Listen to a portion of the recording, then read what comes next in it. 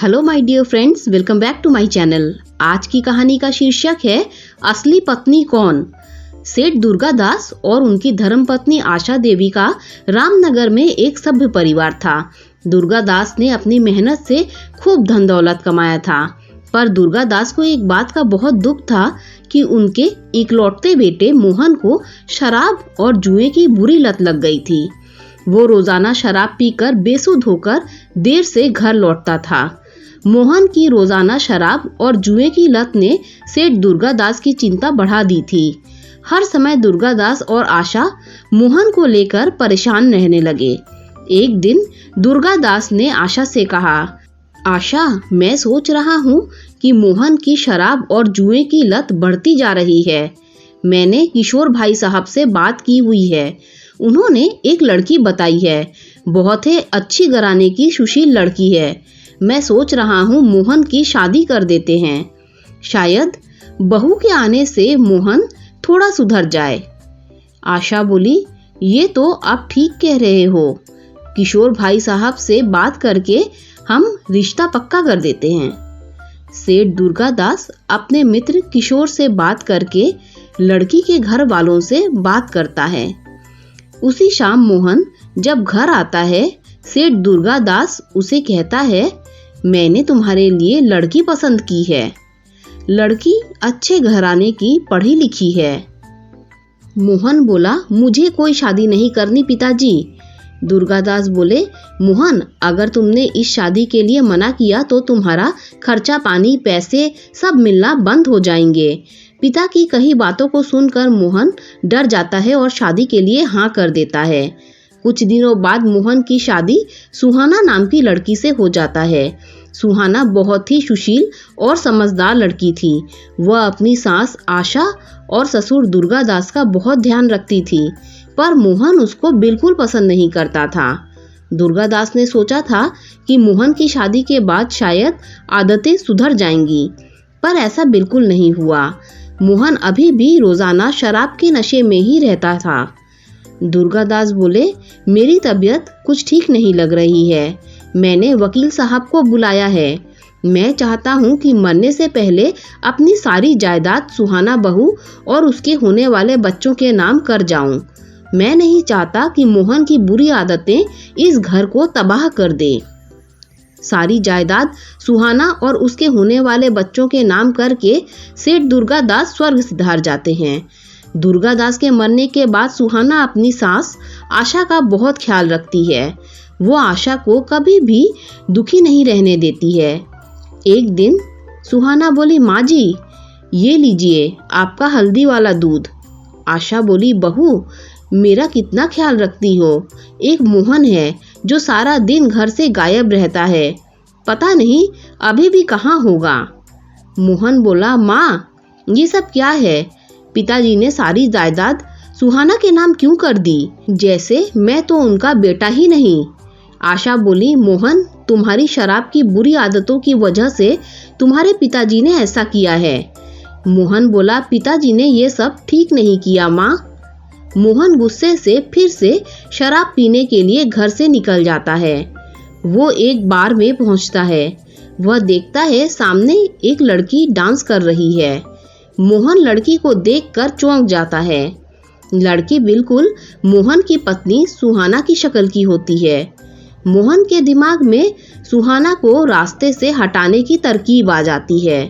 वो मैनेजर को बोलकर लड़की को अपने पास आने को कहता है।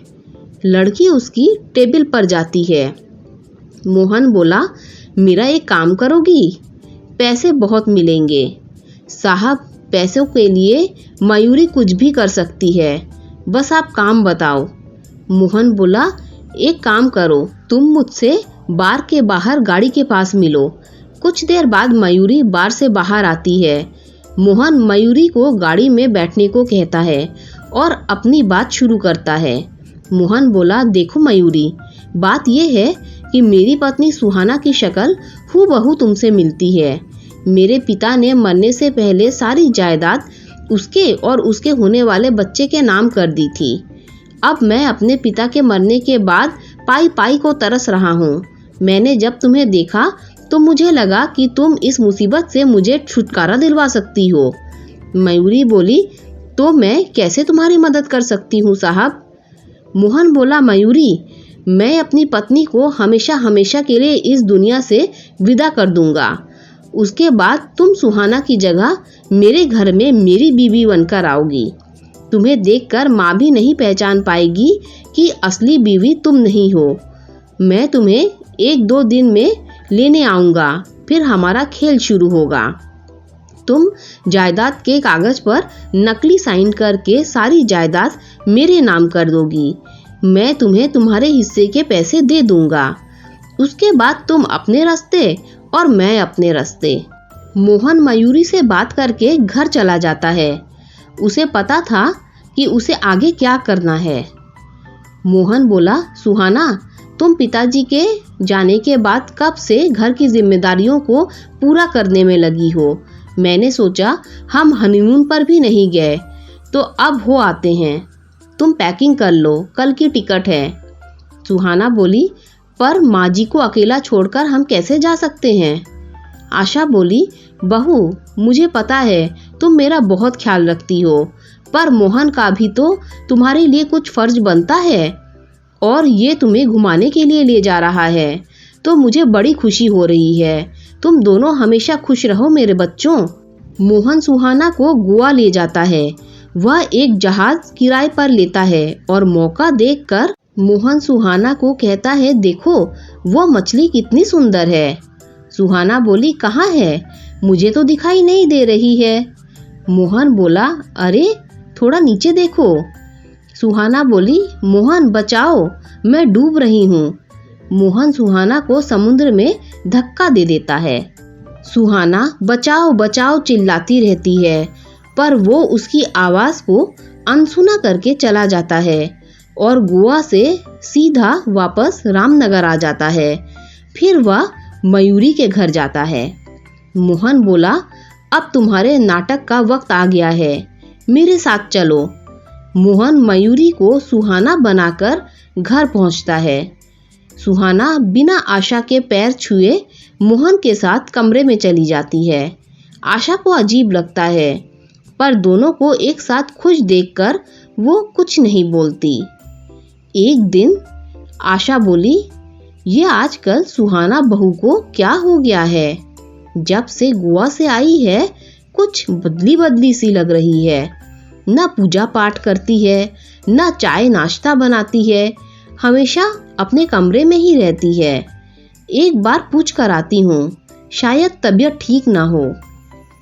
आशा बोली, सुहाना बहू, आजकल बड़ी देर तक सोती हो, तबीयत तो ठीक है तुम्हारी? मयूरी बोली, ए बुढ़िया, मेरी नींद खराब मत कर, मैं बिल्कुल ठीक हूँ, और जल्दी उठूं या देर तक सोऊं तेरे बाप का क्या जाता है। यहाँ से जा और मुझे सोने दे।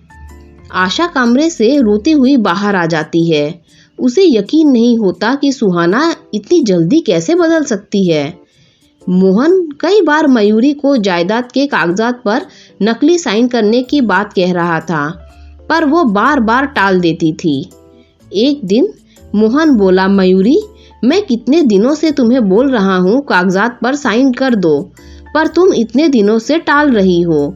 अगर तुमने मुझे ज्यादा समझदारी दिखाई या कोई हेरा फेरी की तो याद रखना, मैं तुम्हें इस घर में सुहाना बनाकर ला सकता हूँ तो निकाल भी सकता हूँ।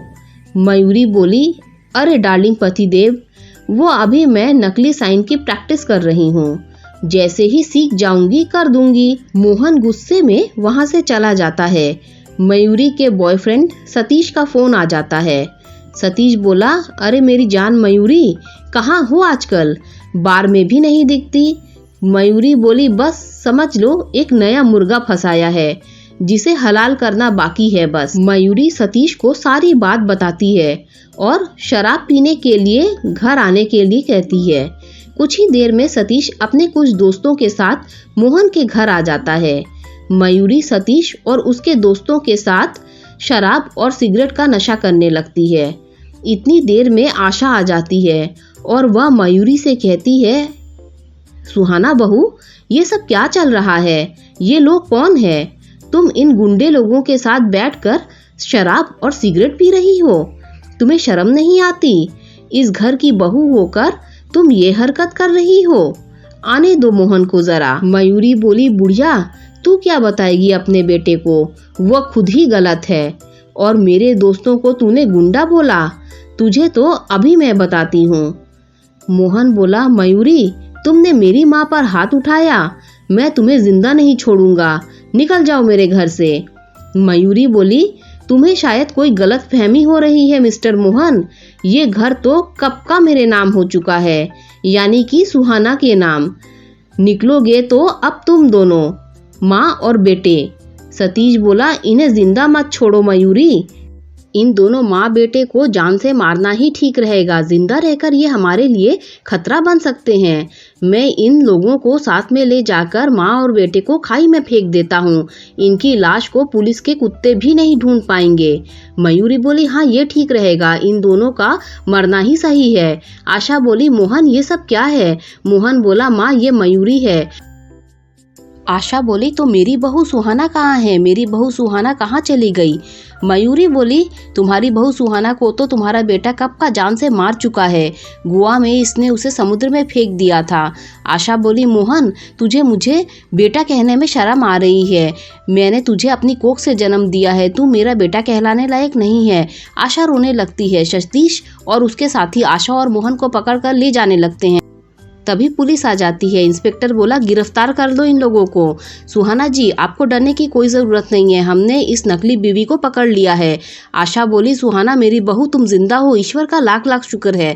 सुहाना बोली, माँ जी कुछ मछुआरे ने मेरी जान बचा ली थी और मैं जैसे तैसे यहाँ पहुँची, पर जब मैंने यहाँ आकर मयूरी को अपनी जगह देखा तो मैं सीधा पुलिस के पास मदद के लिए गई और इन्हें सारी बात बताई।